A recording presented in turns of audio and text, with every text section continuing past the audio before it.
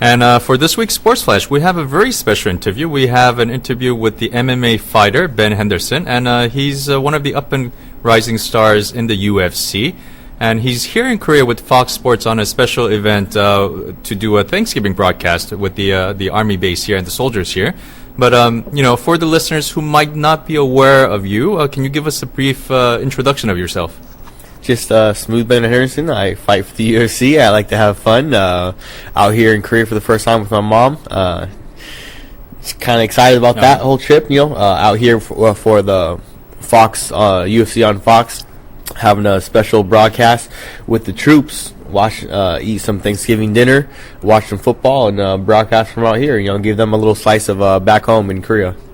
Okay, and I do want to get to your fights, but there's one thing that I do want to ask you, which is this is your first time here in Korea, and I know your mom is Korean, and so you're of half Korean descent, as they say it here. And then, what is your impression of your first time here in Korea?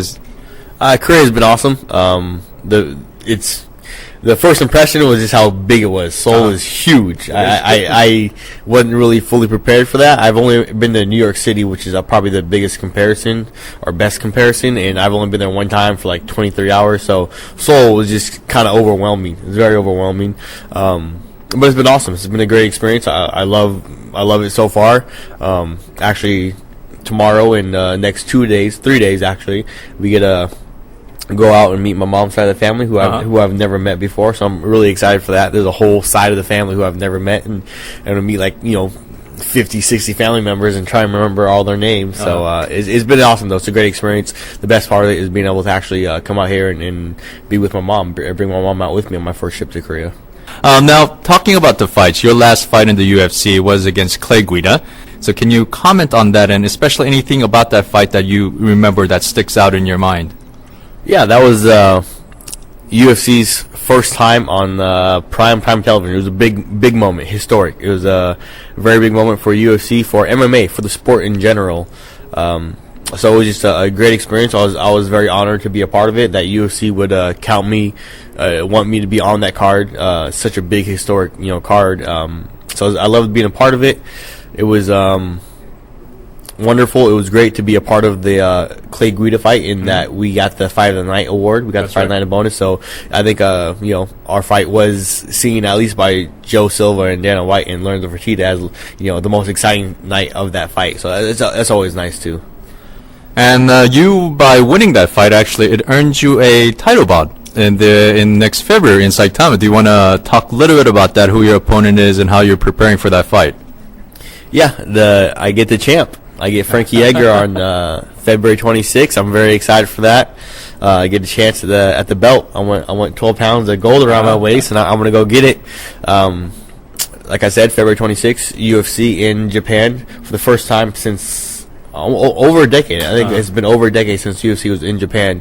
So again, another huge card. I know there's going to be a bunch of other great fights on that card as well, so it's going to be a great fight card. I'm hoping that we can get a couple Korean fans out in Japan, actually get a little Korean fan section out there. For the fight itself, it's going to be a tough fight. Is there anything that you're doing special for the fight itself? The fight's going to be a very tough fight. Frank Yeager is the champ. He's a champ for a reason. He's, I believe, undefeated still. He's very tough. He's very tough. As far as doing anything differently, though, no, we have a pretty good formula for success so far in my camp with my head coach, John Crouch, my head instructor. We have a great formula for success. Of my past, 13, 14 fights, I lost only one time, and that was more because of my fault. It was more because I didn't stick to the game plan. So I don't think we're going to change anything up. We're not going to do anything very drastically different. We're going to do the same thing we've always done, and go into Japan, get a W, and leave with a belt. Possibly. The last fight that you won 3 straight fights, but the last fight that you had lost was against Pettis, actually. And he had lost against Guida, but you won Guida. I don't want you to look too far ahead, but after you win the fight in Saitama, any chance that you will be able to meet up with Pettis?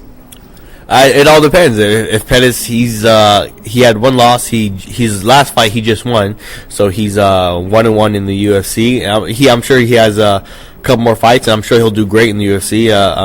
I could definitely see him fighting him again, rematching him at some point in time in our careers. But I think he has a little ways to go as far as getting a title shot. I'm sure he can do it though.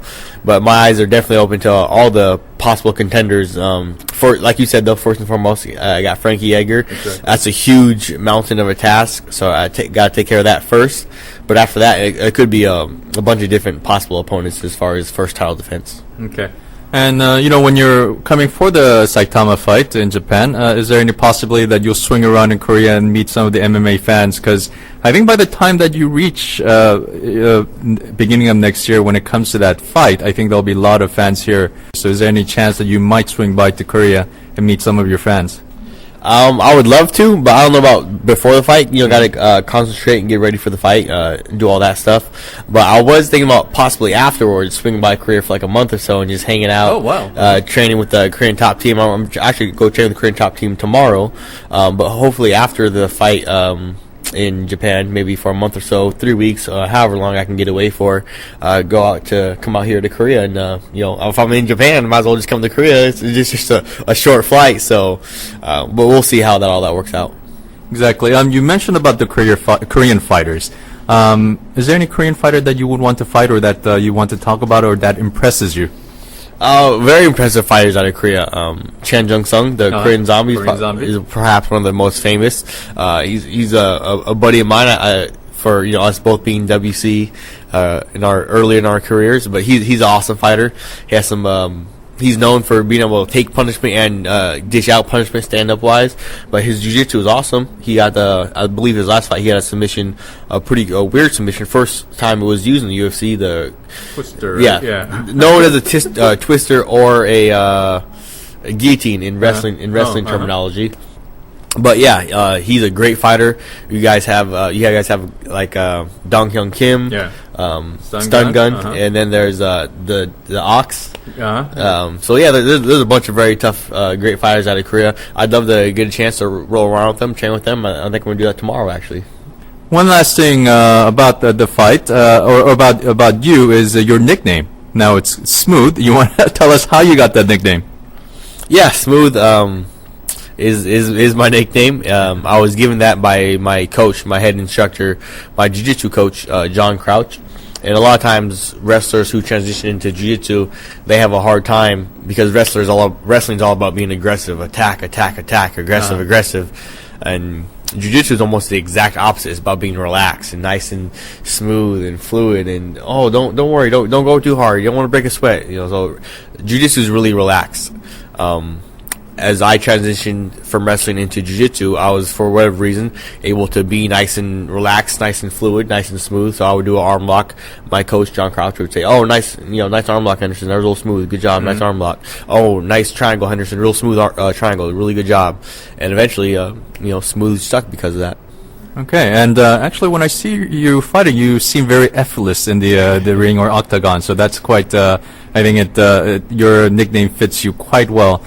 Now, one of the things that had been reported in the Korean media is your tattoos in Korean. Do you want to talk a little bit about that, or what some of the tattoos in Korean that you have are? Yeah, I actually do have quite a few tattoos. They all have very special sentimental value to me. I wanted all the tattoos I have now. I wanted all of them for at least like a year or 2 or 3 years before I actually got them. I have 1, 2, 3 in Korean. They all have very special meaning to me. I have Chonsa. I have him Myonghae. Him Hago Myonghae, and then I have my last name Henderson as well. Henderson. Yeah. I understand that it's been reported that in your fight in Saitama that you're going to be entering the ring waving the Korean flag. Any truth to that? I think I might if I don't forget because the last I'm a pretty forgetful guy. The last fight against Clay Guida, I meant to do the same thing. I brought the Korean flag from my home from Phoenix. I brought it all the way to Anaheim. I made sure I remember to grab it, and then I forgot to bring it to the arena. So it was in my hotel room, but I brought it to the fight to walk out to it. I do enjoy walking out having the Korean and the American flag wrapped around me. But I just simply forgot it from my last fight. Hopefully, I'm planning on not forgetting that. I'm gonna have my mom remind me when I fight in Japan to make sure I remember because I'm pretty forgetful. Okay, and a personal note. I know your mom and also religion plays a very important factor in your life. Do you want to talk about your mom a little bit and also how religion plays a factor in your life? Yeah, those are two pretty big topics. But my mom definitely a huge influence in me on my life. She's literally the hardest working person I've ever seen in my entire life. You know, she works 17-hour days now. She's worked 17-hour days since I was in sixth grade. She's had 3-4 different businesses. She has her own business now. Coming from Korea, not speaking the greatest English, going into America, to have her own business, to have the success that she does have. It's amazing to see that. It's all because she works so hard. So I definitely take my work ethic from her. When I get tired or fatigued, or if I'm just being lazy, I definitely think to myself, man, I can get up and I can go do this, I can go do that, whatever. Because it's not that hard. Because seeing my mom's example, and as far as having Christ in my life is a very, very big influence on my life. Not just for fighting, not just inside the octagon, but in life in general. Having Christ in my life is a big part of who I am and how I conduct myself. And I'm not the greatest speaker on it. I don't have the greatest testimony, but for me, it's always been more about how I just live my life. I want to be a better example. So when people look at me and watch me, they're like, "Oh, what's something weird about Henderson? Like, there's something weird about how he does this or how he does that." And they might not say it like that, but I want them at least thinking in their head that. And then eventually it kind of dawns on them. They kind of realize, oh, it's because he has Christ in his life, because he tries to live that lifestyle. And the biggest thing that people can forget, or what I can forget myself, is just how hard it is to be a Christian. It's a battle every day. It's a struggle. You have to choose to live a better life. You have to choose to make those better choices every day. It doesn't get easier. Every day is as hard on day one it is on day 275. It's that hard, but it's something you have to make over and over and over. And as Christians, we are going to fall. We are going to fail. But it's about coming back the next day and making that right decision. Well, thank you so much for the interview. And do you want to say any last words for your fans or future fans that you're going to get after this tour and after you win in Japan? 한국 팬들 많이 사랑해요. Okay, thank you so much for the interview. Yep. Thank you, man. No problem. Okay. Yep.